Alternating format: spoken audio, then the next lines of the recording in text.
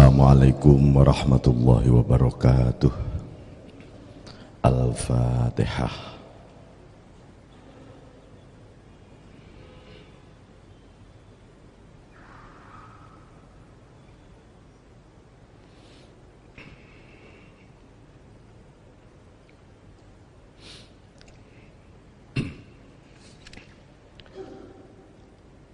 Bismillahirrahmanirrahim. Alhamdulillahirabbil alamin wa bihi nasta'inu ala umurid dunya waddin. Allahumma shalli ala sayyidina Muhammadin abdika wa nabiyyika wa rasulika an-nabiyil ummi wa ala alihi wa sahbihi wa sallim tasliman biqadri 'azamati dzatika fi kulli waqtin wa hin. Amma ba'd. Bapak kita menginjak ayat ke-7, ayat terakhir dari suratul Fatihah.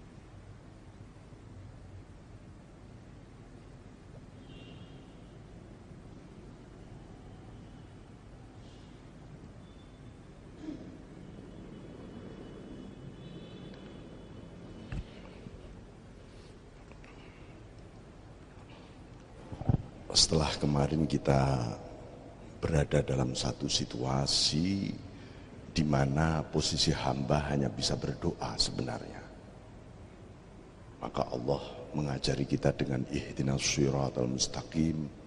Ya Allah, tunjukkanlah jalan yang lurus.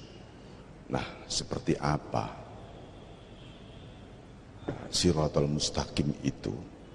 Allah tidak memberikan satu definisi shiratal mustaqim yang disebut jalan lurus ialah begini, ukurannya seperti ini dan seterusnya, tidak.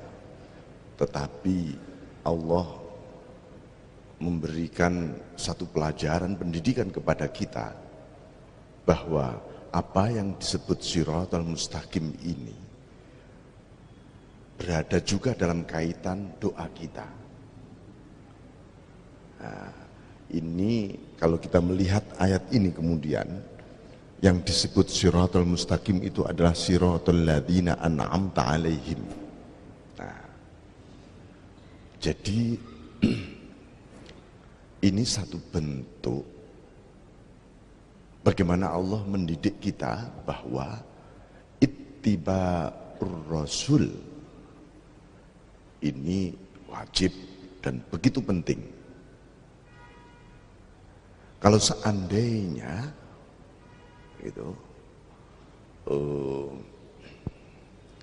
ini tidak berbunyi sedemikian rupa, surat Fatihah ini bisa saja manusia itu mencari Tuhan sendiri-sendiri tanpa adanya jalannya orang-orang yang engkau beri nikmat. Coba bayangkan, ini ada proses pendidikan luar biasa bahwa untuk mengikuti jalan cara pandang orang-orang yang engkau beri nikmat, bukan sebuah definisi shiratal mustaqim. Ya. Nah, maka di Al-Quran disebutkan wa may yuti'illaha war rasulah, ya, siapa yang patuh kepada Allah dan Rasul, Allah akan memberi nikmat. Nikmat an'amta ini kalimat luar biasa. Ada dua hal yang shiratal ladzina an'amta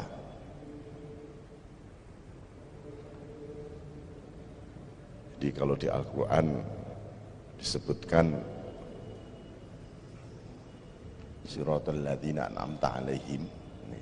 Nah, alladzina alaihim ini disebutkan minan nabiyyin, biasanya begitu. Wasiddiqin wasyuhada wassalihin. Ini adalah satu alur yang ditempuh oleh manusia, tapi manusia yang dipilih untuk diberi nikmat oleh Allah. Jadi Allah tidak menunjukkan jalan yang lurus itu adalah jalan yang misalnya memberi makna kebenaran ini tidak, itu misalnya langsung digambarkan siratal ladzina an'amta alaihim minan nabiyyin wasiddiqin wasyuhada wassalihin. Para nabi, siddiqun itu para wali sebenarnya, para aulia, wasyuhada, para syuhada. Syuhada itu ada yang bermakna zahir, itu orang-orang pejuang, ya, para pejuang jalan ilahi itu para syuhada. Apalagi kemudian dia mati syahid. Asyuhada bermakna maknawi, hakiki, itu artinya orang-orang yang bersaksi, menyaksikan apa? Menyaksikan Allah terus menerus.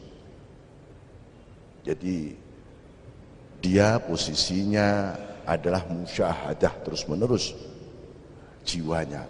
Wassalihin adalah orang-orang yang melakukan amaliyah soleh. Nah, dari ini di Al-Quran memiliki satu hubungan-hubungan makomat juga, tapi juga menjadi rumpun di dalam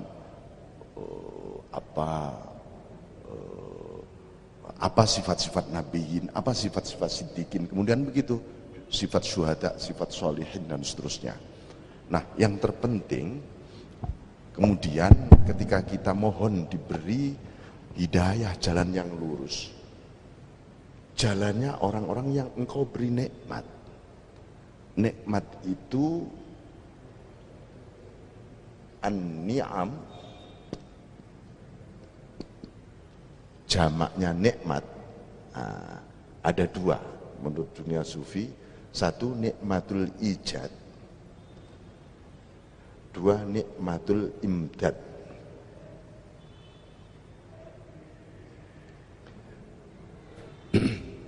Nikmat pertama bahwa kita diwujudkan dari tidak ada menjadi ada. Menjadi ada, walaupun ada yang diadakan kita ini, karena itu diwujudkan, itu nikmat terbesar. Sehingga karena diadakan ini lalu kita bisa mengenal Tuhan kita. Asalnya namanya makhluk manusia itu memang tidak ada, jasmani rohani tidak ada, lalu diadakan, lalu kita mengenal. Ketika kita mengenal, maka itulah munculnya nikmat berikutnya, namanya nikmat imdad, nikmat anugerah. Ini nikmat ruhani, ya. Ini nikmat jasmani. Ini dua nikmat. Dua nikmat ini menjadi sumber seluruh nikmat Allah. Itu juga bisa didekati dengan semuanya dengan dua hal ini, dan sumbernya memang dua hal ini. Oleh karena itu menjadi tidak layak bagi kita kalau menyesali sebuah peristiwa kehidupan yang sedang berjalan. Misalnya dari proses-proses penyesalan itu orang mempertanyakan kepada Tuhan, kenapa Tuhan kok begini? Kenapa Gusti saya sudah begini kok begitu? Di Al-Quran Allah menegaskan la yus'alu amma yaf'al wa hum yus'alun. Allah itu tidak pernah bisa ditanya, nggak berhak ditanya. Yang berhak ditanya makhluk. Kenapa? Karena Allah sempurna, iradah kudratnya sempurna, qada qadarnya sempurna. Jadi sesuatu yang sempurna sudah utuh itu memang tidak layak untuk dipertanyakan. Oleh karena itu, begitu kita diwujudkan dalam satu peristiwa tertentu, seseorang kadang-kadang mengalami frustasi, putus asa, lalu mengatakan seperti tadi, mempertanyakan kenapa Tuhan kok begini, begitu, katanya engkau ini, maha itu, dan seterusnya. Lalu nanti muncul berikutnya begini, sampai pada titik terakhir, kalau tahu begini kenapa saya harus diwujudkan di dunia lah, sampai seperti itu. Nah, kalimat itu sempat diungkapkan juga besok di akhirat oleh orang-orang kafir. Orang kafir mengatakan, kalau tahu seperti ini Tuhan, lebih baik aku jadi debu saja lah. Ini suasana psikologi keagamaan yang harus diluruskan supaya apa? Memahami apa yang disebut nikmat. Jalannya orang-orang yang diberi nikmat. Nah, nikmat ini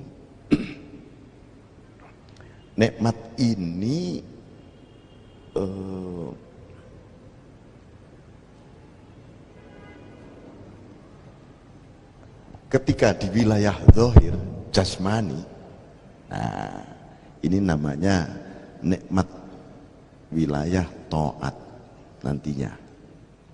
Di wilayah rohani al-ghinabi. Jadi Ibnu Athaillah menyebutkan begini, mata rozaqaka ta'ah wal ghinabi. Sepanjang seseorang diberi rizki taat wal ghinabi, dan hatinya merasa cukup dengan Allah, qad asbagha alaika ni'amahu dhahiratan wa batinah. Berarti Allah telah menyempurnakan nikmatnya lahir maupun batin. Puncak nikmat lahir itu taat, puncak nikmat batin al-ghinabi. Al-ghinabi itu sudah pasca ma'rifah. Orang kalau sudah ma'rifat, apa ya setelah itu? Al-ghinabi, ya Tuhan, saya sudah cukup engkau saja kalau begitu jiwaku. Saya enggak ingin yang lain. Hatiku untukmu dan tidak ada bergeser sedikit pun ke yang lain. Al-ghinabi. Ini yang disebut an'amta alaihim itu ya. Nah, di sini dua hal ini. Diberi nikmat bisa taat, dan ini harus menjadi karena Allah memasukkan siratal ladzina an'amta alaihim, ini bagian dari doa. Ihdinas siratal mustaqim siratal ladzina an'amta alaihim. Berarti ini setiap hari kita minta kepada Allah jalannya orang-orang yang Engkau beri nikmat, yaitu orang-orang yang bisa melaksanakan taat, patuh tanpa ada gugatan, tanpa ada pertanyaan, tanpa ada keluhan, ngersulo macam-macam. Taat, sudah taat ya taat. Dan hatinya plek, tadarru, itu namanya tadarru, itu orang yang hatinya dipenuhi kekhusyuan, dipenuhi syukur juga, dipenuhi rasa takut, dipenuhi rasa cinta, itu menjadi tadarru. Tadarru itulah yang membuat seseorang ya akan terus menerus, ya Allah, memang engkau cita-citaku, ya engkau cita-citaku. Ini anugerah luar biasa di balik an'amta. Jadi Kalau Allah menyebut mengawali suratul Fatihah dengan basmalah, Bismillahirrahmanirrahim. Karena di dalam Ar-Rahmanir-Rahim ini, kalau menyimpul itu isinya kesadaran akan Rahman dan Rahimnya Allah itu ya an'amta ini. Nikmat. Nikmat. Jadi nikmat. Nah, nikmat itu disebutkan juga apa sih dibalik taat dan dibalik al-ghinabi. Ini isinya adalah al-fadlu war-rahmah. Fadl dan rahmatnya Allah. Ini yang tersembunyi di balik taat dan al-ghinabi. Begitu Allah menurunkan ini, itulah dengan melalui sifat Rahman Rahimnya ini tadi, maka fadl rahmat ini menjadi nikmat berupa kita bisa taat dan kita bisa hati kita cukup dengan Allah. Cukup itu hati kita nggak pernah bergeser. Fa'ainama tuwallu fathamma wajhullah. Kemanapun engkau menghadap, di sanalah Allah saja. Hatinya memandang terus-menerus kepada Allah. Di sini maka akan tumbuh sesuatu yang tak bisa dihindari kecuali kita pasti akan bersyukur. Maka sebenarnya suratul Fatihah ini semacam gradasi, ya, gradasi dari satu titik yang paling luar biasa, ya, diawali basmalah. Karena kalau disebut bahwa suratul Fatihah adalah simpul dari Al-Quran yang disebut Ummul Quran, maka Ummul Quran itu simpulnya ya di basmalah. Nah, di suratul Fatihah ini kalau kita melihat bahwa di Al-Quran itu pasti akan terbagi dua. Satu, ayat-ayat yang berhubungan dengan sifat-sifat orang-orang yang memiliki makarimul akhlak. Ya, di sana ada minal muhsinin, minas sholihin, adzakirin, as-sabirin, asyakirin, semuanya itu makarimul akhlak. Itu masuk di dalam an'amta alaihim. Seluruh ayat Al-Quran yang bicara tentang nikmat, janji Allah, keindahan, tentang iman, tentang Islam, semuanya masuk di an'amta alaihim. Nah, ghairil maghdubi alaihim, nah ini waladhdallin ini berkaitan dengan soal misalnya Allah melarang perbuatan ini, perbuatan itu, objek larangan ini masuk, kalau enggak masuk maghdub, maka pasti masuk dhal. Itu seluruh ayat Al-Quran. Jadi kalau dimetrikkan dalam bentuk bahwa Al-Fatihah itu merupakan pusat dari seluruh ayat-ayat Al-Quran, maka seluruh ayat-ayat Al-Quran memiliki hubungan-hubungan organis, ya, yang spesifik dengan huruf-huruf, kalimat-kalimat di dalam surat Al-Fatihah ini. Artinya kalau kita membaca suratul Fatihah itu seperti membaca Quran sebenarnya. Karena itu adalah kepribadian yang hendak dibangun di balik an'amta alaihim. Maka Rasulullah disebut kana khuluquhu Qur'ana. Akhlak Nabi itu Quran. Al-Quran yang hidup itu adalah manifestasi dari an'amta alaihim. Nah, tetapi Al-Quran itu, ini menurut Ibnu Arabi di dalam tafsir sufi beliau, Al-Quran itu apabila didengar oleh orang-orang yang terhijab, ini Al-Quran justru menjadi seksaan. Contohnya ketika Al-Quran dibacakan kepada orang-orang kafir, orang-orang munafik, malah jadi siksaan bagi dia. Bentuk siksaannya apa? Bentuk siksaannya adalah penolakan dia terhadap ayat-ayat Allah. Itu loh siksaannya. Bukan siksaannya secara fisikal, ya, lalu orang-orang itu hancur atau apa, enggak. Tapi bentuk penolakan dia terhadap Al-Quran itu adalah azabnya. Nah, maka di sini ghairil maghdubi alaihim waladhdallin, ya Allah, bukan jalannya orang-orang yang engkau murkai, waladhdallin, dan bukan jalannya orang-orang yang tersesat. Apa bedanya jalannya orang yang dimurkai dan yang tersesat? Kemurkaan itu, Allah itu memurkai karena orang itu tahu, sudah mendapat informasi kebenaran, informasi tentang agama ini, dan mengatakan benar sebenarnya itu Islam itu, tapi dia hindari. Itu yang membuat Allah murka. Ad-dhal, yang tersesat itu orang sedang mencari kebenaran, mencari Tuhan. Satu, bisa caranya salah, atau dua, dia menikmati kesalahan itu tadi. Ada orang itu romantik dengan kesalahan.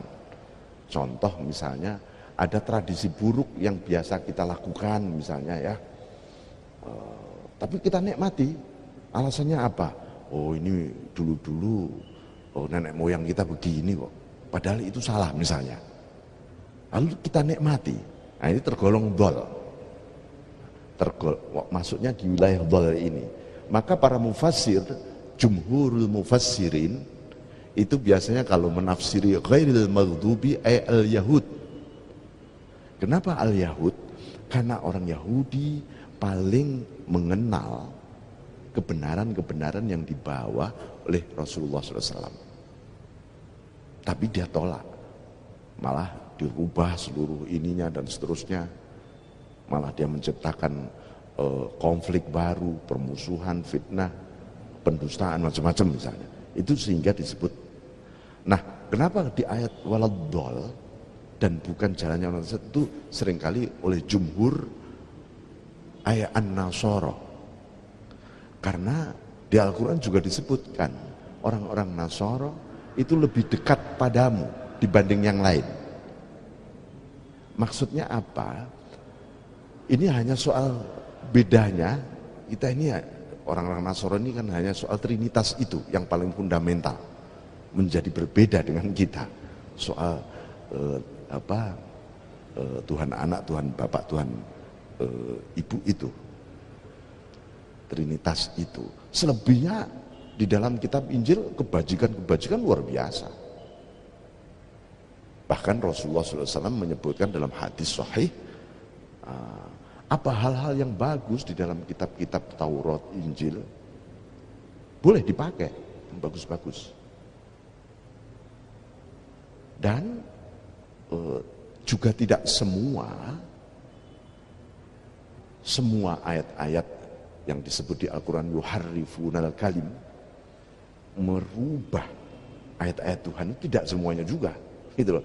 Yang secara emosional dan secara psikologis dianggap tidak cocok saja dengan mereka, mereka rubah seperti itu. Di antaranya misalnya kalau di Al-Quran disebutkan walan tarda anggal yahud walan nasara hatta tattabi'a millatahum. Orang Yahudi dan orang Nasrani tidak ridho, tidak rela kepada kamu Muhammad. Kata-kata itu menggunakan dhamir mukhatab, dhamir mukhatab mukhatab wahdah itu. Jadi tidak walantardo angkal ya angkum al yahud, tapi angka kamu orang kedua tunggal. Jadi orang-orang Yahudi itu memang tidak rela kalau Muhammad menjadi nabi dan rasul, ikuti aku sajalah. Kamu minta bayaran berapa, harta berapa, kekuasaan sebelah. Nah ini kok baru sekali ini orang Arab jadi nabi. Nah, hanya itu saja. Ini tidak bisa ditafsiri bahwa orang Yahudi sekarang ini dan seluruh orang Nasrani sekarang ini kita katakan mereka itu nggak rela manusia itu menjadi umat Islam. Tidak seperti itu. Ayat itu asbabun nuzulnya juga tidak seperti itu. Makanya Allah menggunakan ayat ini khususiyah. Banyak ayat-ayat yang khususiyah. Ayat yang khusus kepada Nabi, tidak untuk umat. Contoh ayat mengenai hijab. Ya, ayat mengenai hijab. Apa itu? Hijab ya, burqah itu cadar. Nah, ayat mengenai cadar itu ayat khusus untuk Nabi. Karena itu bunyinya qul li azwajika, bukan qul li azwajikum, katakan pada istrimu Muhammad, bukan istri umat Islam. Jadi pada zaman Nabi tidak satu pun istri sahabat Nabi itu pakai cadar. Tidak ada. Yang pakai cadar ya khusus istri Nabi, karena diperintah oleh Allah untuk membedakan ini istri Nabi dan ini bukan, karena istri Nabi itu punya hukum khusus. Nah, seperti itu. Begitu juga ayat khususiyah ini, walan tardo angkal Yahud. Jadi yang tidak direlain oleh orang Yahudi dan Nasrani itu soal Rasulullah, bukan kalian menjadi muslim, bukan. Saya pernah survei kepada bertanya kepada seorang kawan yang kebetulan pendeta, pastor, dia pastor. Apakah ada keinginan Anda tidak rela bangsa, misalnya bangsa Indonesia itu menjadi muslim, apakah Anda tidak rela sampai mereka itu jadi Kristen semua? Enggak, Pak. Ada beberapa saya tanya, enggak. Ya, saya punya misi menyebarkan agama, tapi bentuk ketidakrelaan itu tidak ada sebenarnya. Ini memang ayat yang tidak rela orang Yahudi ketika itu, kok Muhammad jadi nabi gitu loh. Mbok yang lain saja. Itu saja sebenarnya yang dia tidak rela. Hatta tatabi amilat, sampai mbok kamu itu ikut saya aja. Kan waktu itu ada tawaran-tawaran, orang-orang Yahudi, orang Nasrani juga sedang berembuk apa yang bisa kita berikan kepada Muhammad supaya dia itu mundur jadi Rasul. Hanya begitu saja, turun ayat itu. Nah, jadi ini yang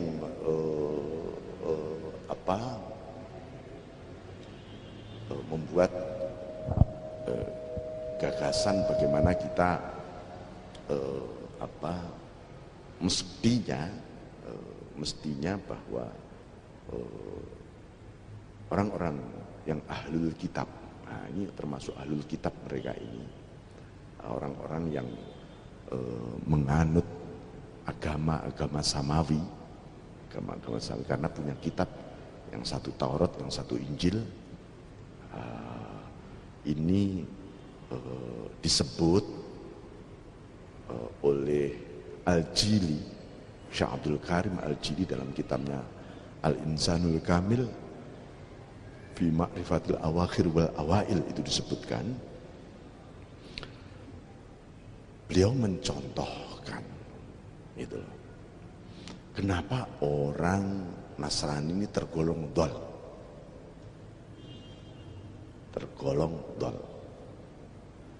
Jadi ini karena salah, ini cara memahami yang keliru terhadap satu posisi Isa Al-Masih Ibnu Maryam. Nah, sampai pada zaman Nabi Isa pun kesalahpahaman itu sudah muncul. Kesalahpahaman itu sudah muncul. Lalu Nabi Isa berdoa dan doa ini dikutip kembali oleh Al-Quran. Di Al-Quran disebutkan wa in tu'adzibhum fa innahum ibaduk. Tuhan, aku tahu ini kaumku ini salah faham pada aku. Kalau engkau sampai menyiksa mereka, fa innahum ibaduk, dah itu hamba-hambamu juga. Katanya begitu kata Nabi Isa. Tapi wa in taghfir lahum, kalau engkau mengampuni, fa innaka antal azizul hakim, engkau memang maha perkasa dan maha bijaksana. Sehingga kata Al-Jili, kelak ada sebagian orang-orang Ahlul Kitab itu yang diampuni oleh Allah dan masuk surga, kata beliau, berkat syafaatnya, doanya Nabi Isa ini yang dikutip oleh Al-Quran itu.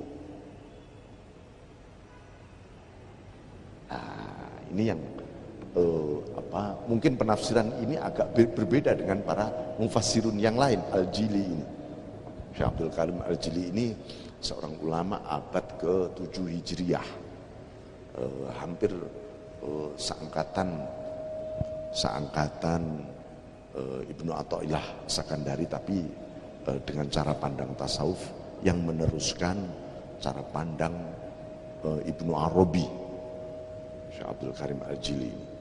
Nah, di situ menggambarkan bahwa ini untuk menjelaskan mengenai Tuhan, kenapa kok tersesat, maunya itu ya kepengin bertuhan yang benar, tapi jalannya salah, cara memahami salah. Misalnya ketika ada kata-kata Bismil Ab dengan nama Bismil Ab itu dengan nama Bapak, ada memang di Injil itu Bismil Ab, Bismil Bismil Ibn, dimaknai oleh orang Nasrani apa adanya, tekstual, formal. Kenapa? Ini pengaruh filsafat Yunani. Jadi yang membuat Kristen sekarang menjadi seperti ini antara lain suasana masyarakat Yunani, filsafat Yunani, karena puncak dari filsafat Yunani itu semuanya harus diwujudkan, kebenaran itu harus nyata betul. Kalau Tuhan ya harus nyata betul, wujudnya mana? Gitu. Makanya film-film yang mengenai Nabi, misalnya Nabi Musa itu difilmkan oleh Hollywood, itu nyata betul gambarnya, bentuknya, ininya. Tuhan kalau perlu harus nyata betul. Itu puncak di filsafat Yunani memang begitu, yang menjadi yang disebut Helenisme. Ini. Nah, filsafat Yunani ini mempengaruhi luar biasa orang-orang pengikut Nabi Isa waktu itu, sehingga cara pandang filosofisnya ketika menerjemahkan ayat-ayat Injil menjadi sangat materialistik itu tadi.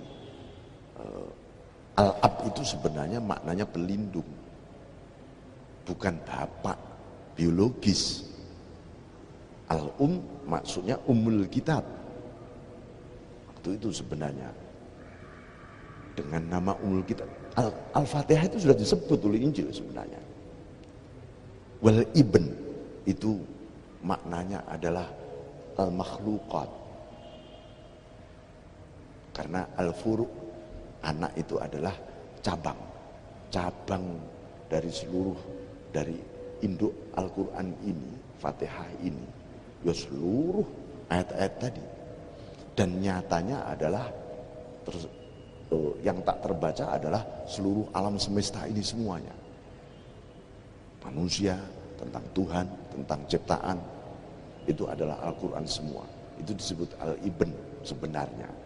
Tetapi menurut Al-Jili ini orang-orang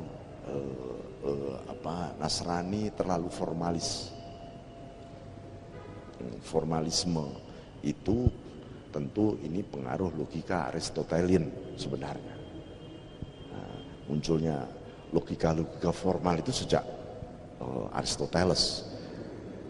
Di Islam itu yang menyelamatkan pengaruh filsafat Helenisme ini itu sesungguhnya Al-Ghazali. Sebelum Al-Ghazali terjadi, tapi tidak sesempurna Al-Ghazali. Sampai beliau menulis kitab judulnya Tahafudul Falasifah, hancurnya para filosof. Walaupun kelak juga muncul antitesis terhadap kitab itu dari Ibnu Rushdi yang judulnya Tahafudut Tahafud. Tapi Imam Ghazali telah menyelamatkan secara total dari pengaruh filsafat Yunani terhadap akidah Islam. Apa yang pernah mempengaruhi? Ketika muncul aliran Mu'tazilah, itu pengaruh filsafat Yunani sebenarnya. Ketika menerjemahkan teologi di dalam Al-Quran maupun Sunnah, aliran-aliran Qadariyah, itu pengaruh dari filsafat Yunani, hampir itu. Tapi Al-Ghazali, walaupun Al-Asy'ari sudah mulai, tetapi untuk membangun paradigma yang lebih hebat lagi Al-Ghazali. Nah itu lalu salah satu sumbangan terbesar beliau. Nah Bapak-bapak sekalian, ibu-ibu, jadi siratal ladzina an'amta alaihim, kalau kita menghadap Allah, lalu kita mengucapkan siratal ladzina an'amta alaihim, maka ini adalah jalannya orang-orang yang kau beri nikmat, yang senantiasa memandang Al-Mun'im.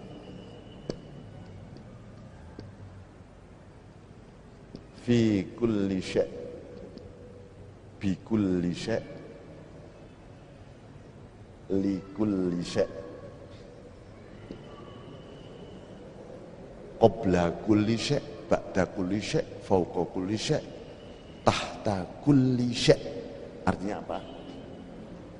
Jalannya orang-orang yang engkau beri nikmat itu pasti memandang Al-Mun'im, sang pemberi nikmat. Jadi sesungguhnya orang-orang yang engkau beri nikmat sesungguhnya adalah orang-orang yang terus-menerus para arifin sebenarnya. Karena dia ma'rifat terus kepadamu. Dia memandang engkau Al-Mun'im. Di mana? Di balik segala sesuatu, menyertai segala sesuatu, bagi segala sesuatu, sebelum segala sesuatu, sesudah segala sesuatu. Nah, sehingga dengan memandang terus-menerus Al-Mun'im ini yang disebut adamul hijab, orang yang terhindar dari hijab. Karena hakikat maghdub dan hakikat dol itu sesungguhnya yal adab.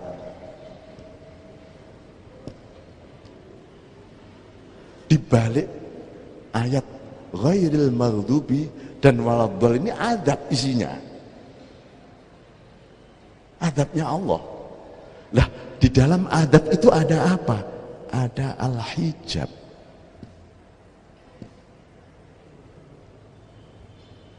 Itu loh. Nah, ini digambarkan mengenai yang tersembunyi di balik an'amta, an'amta alaihim. Jadi bunyinya an'amta alaihim, alaihim, bukan an'amta lahum misalnya. Alaihim ini menggambarkan bahwa nikmat-nikmat Allah yang turun kepada hambanya itu tanpa disebabkan oleh ikhtiar hambanya. Itu loh. Jadi Allah itu kalau memberi nikmat ya saya beri sudah. Bukan karena doa kita, bukan karena ibadah kita, juga bukan karena riyadhah atau mujahadah kita, bukan. Tetapi kalau Allah sudah memberi nikmat kepada hambanya, hamba itu juga ditakdirkan mengikuti sebuah alur yang pernah diinjak alur itu oleh para nabi, para rasul, para siddiqin, syuhada dan sholihin. Tidak dia ngeluyur sendiri, gitu enggak ya. Nah, ini kenapa ya kita ini kok harus mengikuti aturan yang dibangun oleh para nabi, para rasul? Apakah Allah tidak mampu membuka hidayah para hambanya dan seluruh hambanya biar komunikasi langsung saja pada Allah? Inilah Allah menyebutkan di dalam Al-Quran, walaqad karramna bani Adam. Allah menghormati, memuliakan manusia. Salah satu cara Allah memuliakan manusia, ikuti jejak-jejak pendahulumu, tapi yang nabi, yang rasul, yang siddiqun, yang syuhada, yang salihun. Jangan pendahulu yang enggak benar, kan gitu aja sebenarnya. Dan itu sebenarnya cara Allah membebaskan, memudahkan, meringankan beban-beban generasi yang akan datang. Makanya ada satu doa Rabbana wala tahmil alaina isran kama hamaltahu alal ladzina min qablina. Ya Allah, jangan Engkau bebani kami satu beban yang pernah Engkau timpakan kepada pendahulu-pendahulu kami. Ya. Kita diajari berdoa begitu oleh Allah. Itu berarti sebenarnya kita ini dengan cara mengikuti jejak ini, para ulama, para sholihin, para syuhada, para aulia, para nabi itu menjadi semakin mudah, semakin mudah, semakin mudah. Nah, jadi manusia ini punya kebutuhan, tapi manusia tidak tahu apa sesungguhnya kebutuhannya. Rasulullah itu disebut nabi yang sempurna. Ya, nabi yang sempurna, ajarannya sempurna, disiapkan untuk sebuah konsumsi yang sempurna. Kalau makanan ya siap saji sudah, dan makanan itu yang paling dibutuhkan oleh kita saat itu, bukan makanan lain. Sudah matang, siap. Tapi manusia punya pemikiran yang berbeda. Ini makanan asalnya dari mana, saya selidiki dulu. Kita ini sudah masuk disiapin oleh tuan rumah, silakan Pak makan. Sebentar Pak, saya mau bawa ke lab dulu ini gorengan ini. Masa begitu? Lalu habis ketemu di lab nanti petaninya dari mana ini, selidiki. Daerah sana kita ngeluyur berhari-hari, misalnya singkong gitu. Singkong ini dulu sejarahnya kayak apa masuk Indonesia ini? Wah, buka-buka buku sejarah dulu. Sampai mati nggak jadi makan singkong dia. Padahal singkong itu yang dia butuhkan ketika itu. Tetapi lah Allah memberi ruang juga, manusia itu punya kepetualangan seperti itu. Kalau begitu harus ada pendidikan. Salah satu metode pendidikan itu, ikuti metode pendidikan yang diajarkan oleh nabi, siddiqin, syuhada, sholihin. Ini isinya metode, jalan kok. Jalan itu metode. Nah, jadi itu yang bikin kita menjadi mudah ya. Maka kita diperintah sholat. Sebenarnya sholat itu adalah sesuatu yang paling fundamental kita butuhkan. Lah, manusia itu rupanya merasa kebutuhannya bukan sholat.